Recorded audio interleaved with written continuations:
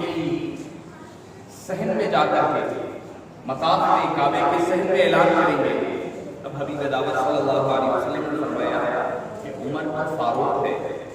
فاروق کہتے ہیں حق اور باطل کو علیحدہ کرنے والا، حق کو الگ کر دینا، باطل کو الگ کر دینا، دونوں کو خلط ملط ہونے سے، ملنے سے بچانے والے کو فاروق کہا جاتا ہے۔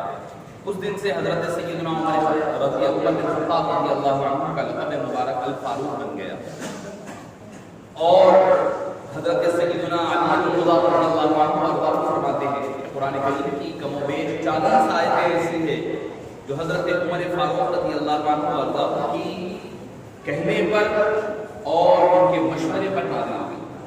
اذان کا مشورہ حضرت عمر فاروق رضی اللہ عنہ، پھر اس کے بعد مقام ابراہیم سے پیچھے نماز پڑھنے کا مسئلہ تھا، یعنی وَاتَّخِذُوا مِن مَّقَامِ إِبْرَاهِيمَ مُصَلًّى۔ جب یہ آیت کریمہ کے بارے میں آپ نے کہا کہ مقام ابراہیم سے پیچھے نماز کا مقام بنایا جائے جہاں ٹھہر کر کے ہم نماز پڑھ سکیں، ادھر حضرت عمر فاروق رضی اللہ عنہ نے مشورہ دیا، ادھر اللہ تعالیٰ نے سورہ بقرہ کی آیت مبارکہ وَاتَّخِذُوا مِن مَّقَامِ إِبْرَاهِيمَ مُصَلًّى نازل فرمایا کہ مقام ابراہیم سے پیچھے ٹھہر کر کے تم اپنی نمازیں پڑھا دو۔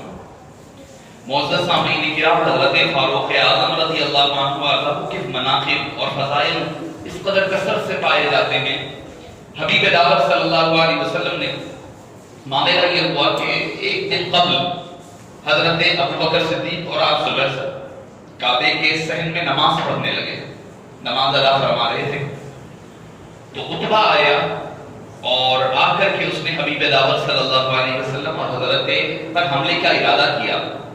اللہ تعالیٰ نے آپ کو تو محفوظ رکھا، مگر ہوا یہ کہ حضرت ابوبکر آپ کو بچانے میں بہت شدید حد تک زخمی ہو گئے، یہاں تک کہ وہ بے ہوش ہو گئے۔ آپ کے خاندان والوں نے حضرت ابوبکر کو ان کے گھر لے گئے، حبیب دعوت صلی اللہ علیہ وسلم کو حضرت عبداللہ بن ارقم کے گھر، دار ارقم جس کو کہا جاتا تھا، اس میں لے جایا گیا اور آپ وہاں آرام کرنے لگے۔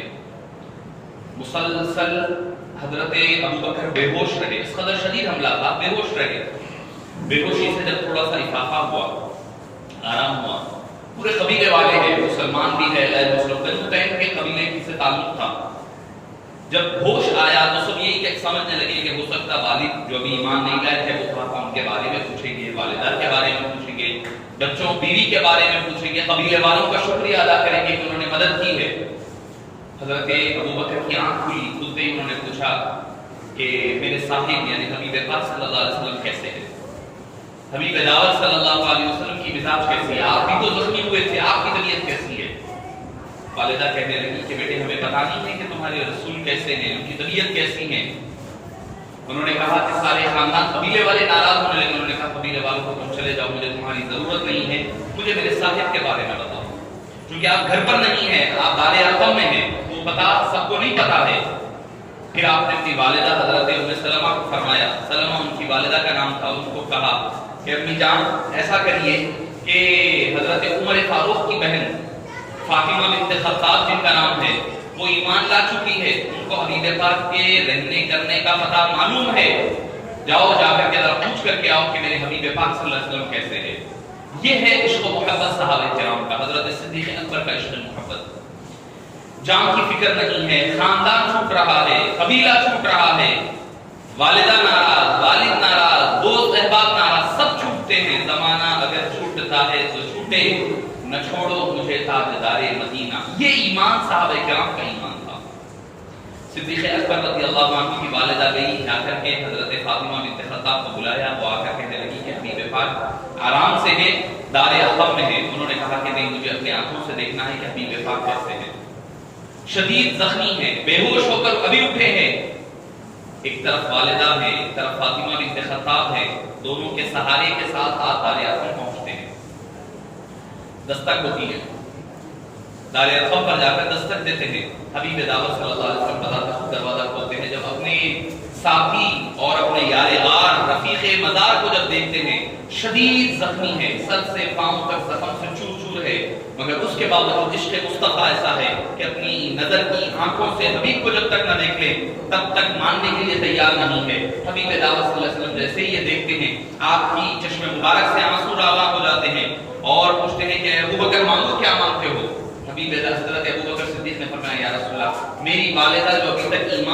لائی ہے اس کی ایمان کی دعا کی درخواست کرتا ہوں. پھر دوسری اسی رات حبیب دعوت صلی اللہ علیہ وسلم نے دعا فرمائی اللہم اعز الاسلام بعمرین وعمر ابن الخطاب خاصتا، اے اللہ اسلام کو دو عمر میں سے کسی ایک عمر کے ذریعے سے عزت عطا فرما، شان و شوکت عطا فرما. ہر کوئی مصطفیٰ کی رضا بن کر کے، مرید بن کر کے آئے، ارادہ کر کر کے سب مصطفیٰ کرانے لگے، مگر فاروق اعظم وہ واحد شخصیت ہے جو مراد مصطفیٰ ہے، دعائے مصطفیٰ ہے. اجابت نے جھک کر گلے سے لگایا بڑی ناز سے جب دعائے محمد.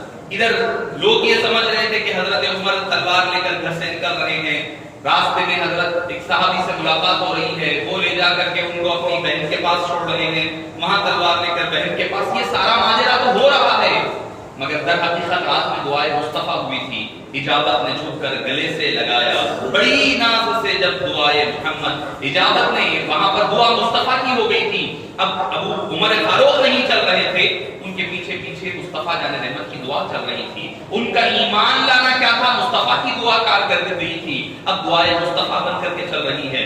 رات میں دعا کی اللہ دو عمر میں سے، عمر بن خطاب یا عمر بن ہشام ابو جہل میں سے کسی ایک کے ذریعے سے اسلام کو تقویت عطا فرما، عزت اور شان و شوکت عطا فرما. اے اللہ اگر تو میری مرضی پوچھنا چاہتا ہے تو میری مرضی عمر خطاب کے حق میں ہے. عمر فاروق کو قبول فرما. کیوں؟ عمر فاروق رضی اللہ عنہ نے کبھی آپ صلی اللہ علیہ وسلم کی بذات خود بے ادبی نہیں کی تھی، گستاخی نہیں کی تھی. اسلام کے منکر تھے، اسلام کے مخالف تھے، اور کہتے پھرتے تھے کہ 40 عدد ہونے نہیں دوں گا. صحابہ کا 39 ہو گئے تھے. 40 ہونے نہیں دوں گا، 40 ہونے نہیں دوں گا. اللہ کی کرنی ایسی ہوئی 40 میں خود فاروق اعظم بن گئے. عمر فاروق خود 40 میں کہہ رہے تھے میں 40 عدد ہونے نہیں دوں گا. نعوذ باللہ اس سے پہلے شمع مصطفیٰ کو مٹا دوں گا، حبیب پاک صلی اللہ علیہ وسلم کو شہید کر دوں گا. مگر اللہ تعالیٰ نے انہی کو 40واں نمبر بنا دیا اور 40ویں نمبر پر وہی اسلام قبول کرنے والے بن گئے. اب صبح ہوئی، دارالندوا میں بحث و مباحثہ ہوا کہ کیا کیا جائے. اسلام پھیلتا جا رہا ہے، بنو تیم والے کبھی بھی ہم سے بدلہ لے سکتے ہیں. ابو بکر کا ایسا معاملہ ہوا، کیا کیا جائے.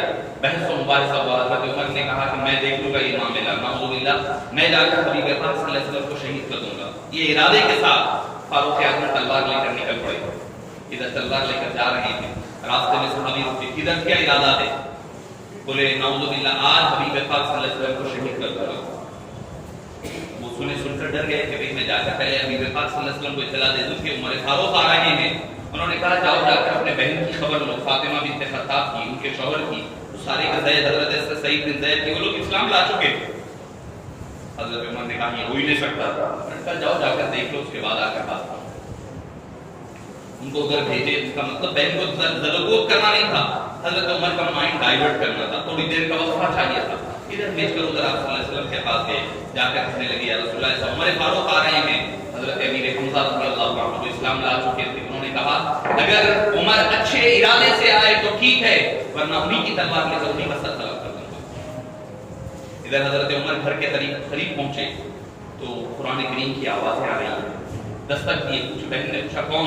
کہنے لگے کہ عمر ہے. بولے عمر آئے ہیں. فوری طور پر وہ جو صحابی سنانے سکھانے کے لیے آئے تھے ان کو چھپا دیا گیا اندر. قرآن کے اوراد جو تھے سب چھپا دیے گئے. حضرت عمر تشریف لائے. پوچھنے لگے کہ کیا پڑھ رہے تھے؟ انہوں نے کہا کہ کچھ نہیں.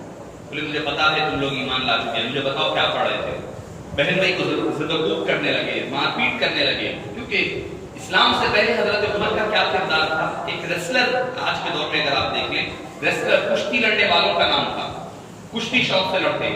اگر دو جنوں کا معاملہ لڑائی جھگڑا ہو جاتا، وہاں پر کوئی بات چیت کے ذریعے سے معاملہ حل نہیں ہوتا تو قریش والے حضرت عمر کو آگے کرتے، جا کر دو چار مار کے کر کے دو چار تھپڑ وغیرہ مار کے اس کو سیدھا کرتے اور اس سے معاملہ نمٹا لے. یہ کام کے لیے رکھا گیا تھا. پہلوان کے طور پر مانے جاتے. وہ عمر فاروق رضی اللہ عنہ وارضہ جب ان کی بہن بیچ میں آئی تو انہوں نے بہن کو بھی مارا. بہن کے سر سے خون نکلنے لگا. انہوں نے کہا کہ عمر اگر تم چاہو تو ہمیں قتل کر دو، مگر ہم قتل کرنا گوارا ہے، اسلام چھوڑنا گوارا نہیں ہے.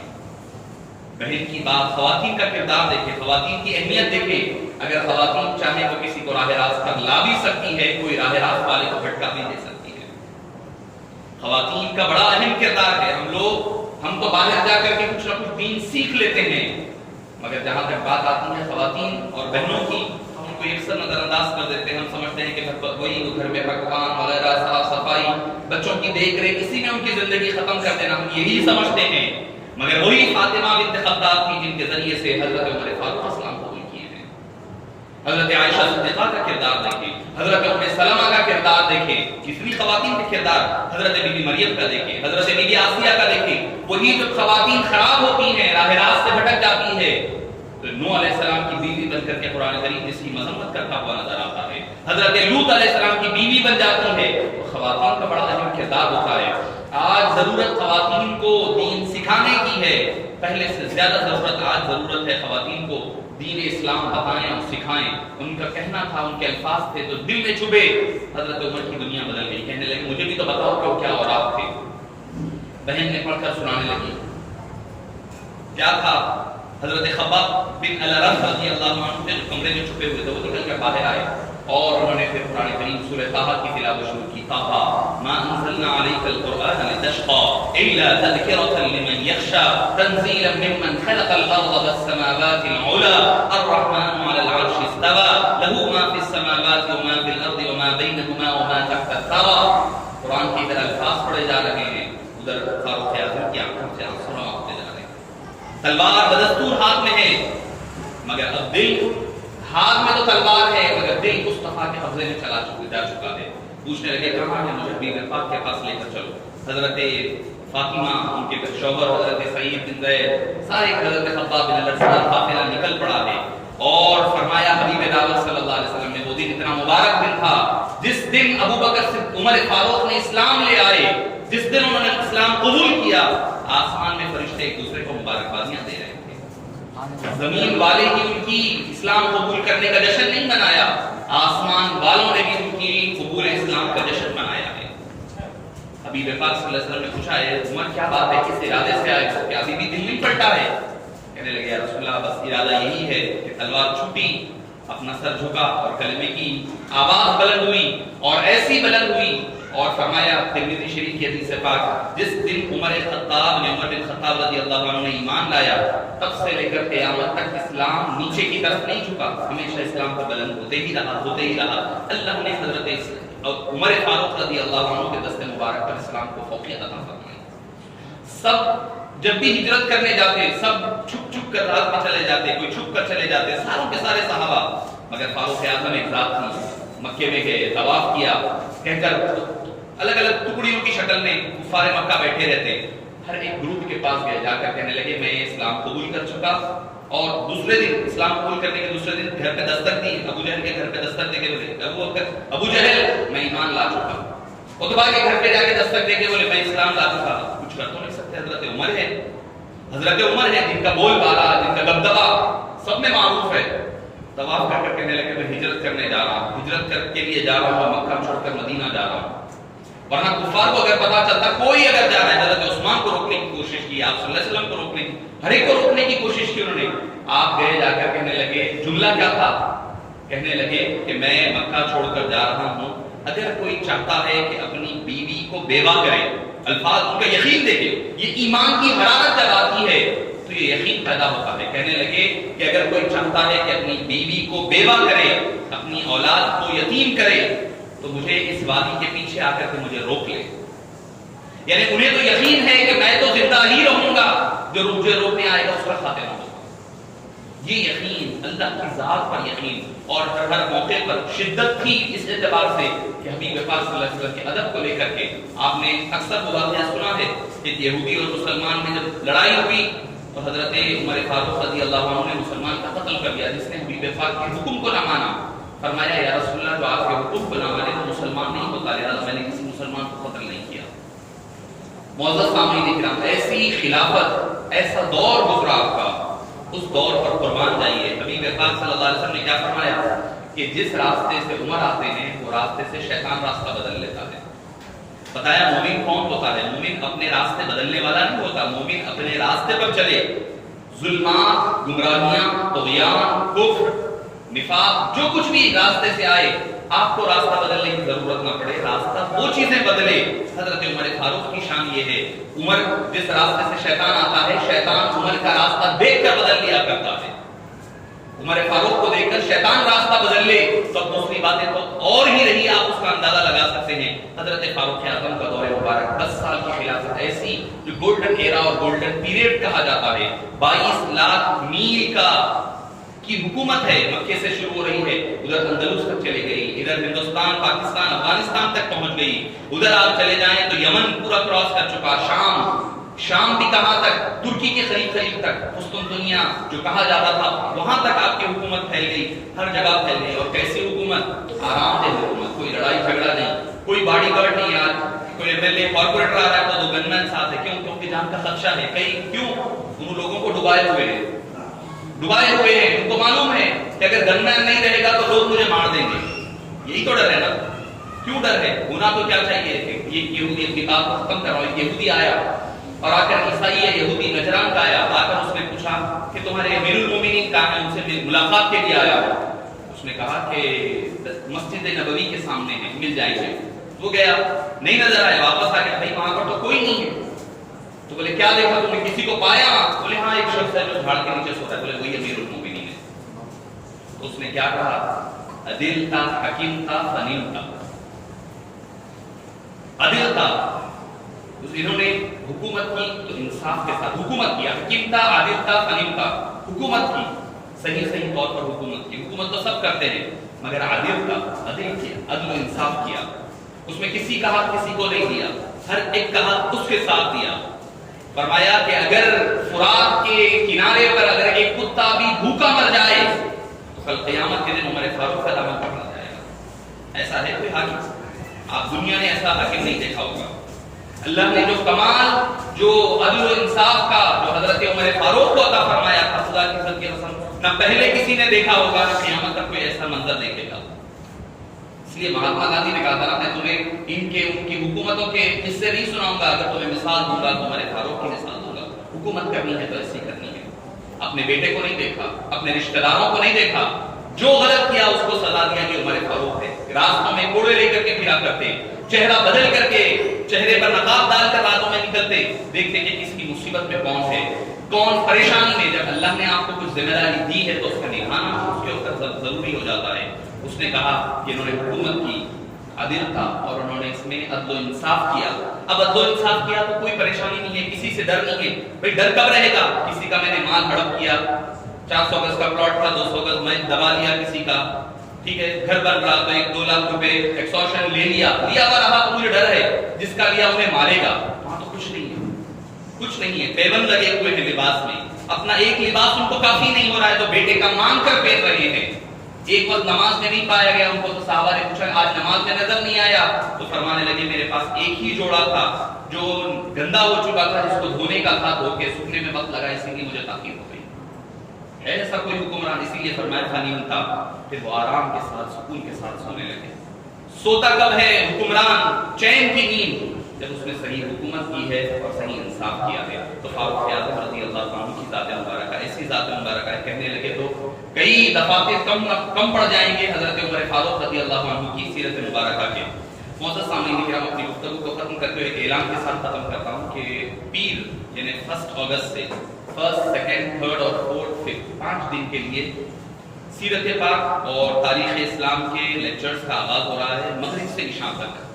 جیسا کہ حضرت ابو بکر صدیق سے شروع ہوگا، حضرت ابو بکر، حضرت عمر، حضرت عثمان، حضرت علی، حضرت امام حسن اور حضرت معاویہ، پھر کربلا تک، پورے چونکہ محرم الحرام کا آغاز ہو رہا ہے تو مکمل تاریخ اسلام کا مکمل طور پر ایک ہی نشست میں آپ کو پوری تاریخ اسلام کور ہوگی کہ آخر کربلا کیوں پیش آیا، اس کی وجوہات کیا تھی، صحیح تاریخ اسلام کیا ہے۔ انشاءاللہ العزیز مسجد اعظم میں مغرب سے عشاء تک 1 اگست سے پیر منگل چہارشنبہ جمعرات اور جمعہ مغرب سے شام تک 1 گھنٹہ 1.5 گھنٹے کا آپ کو سیشن رہے گا۔ آپ حضرات اپنے بچوں کو بھیجیں، خواتین کے لیے پردے کا نظم رہے گا، خواتین کو بھی آپ روانہ کر سکتے ہیں۔ آپ خود بھی آئیں اور دیکھیں، سنیں کہ آخر تاریخ اسلام ہے کیا۔ ہمیں پتہ نہیں ہے کہ اپنے اسلاف کے کارنامے کیا ہے، ہمارے اسلاف نے کیا کیا ہے، تو آپ حضرات ضرور ضرور اپنے اخبار کے ساتھ شرکت کریں۔ صلی اللہ تعالی وسلم علی خیر خلقہ سیدنا محمد وعلی آلہ وصحبہ اجمعین۔ باری تعالیٰ ہماری دعاؤں کو قبول فرما، جتنے حاضرین جماعت تمام کے جائز ترین مقاصد کو پورا فرما، جو کچھ کہا اور سنا گیا اس کو قبول کر فرما، کہنے اور سننے والوں کو عمل کی توفیق نصیب نصیب فرما. اے باری تعالیٰ جو حضرات پریشان حال ان کی پریشانیوں کو دور فرما. حضرت عمر فاروق رضی اللہ عنہ اور ارضاؤں کی تعلیمات پر عمل پیرا کرنا ہمارے لیے آسان بنا دے. صلی اللہ تعالیٰ وسلم علی سیدنا محمد وعلی آلہ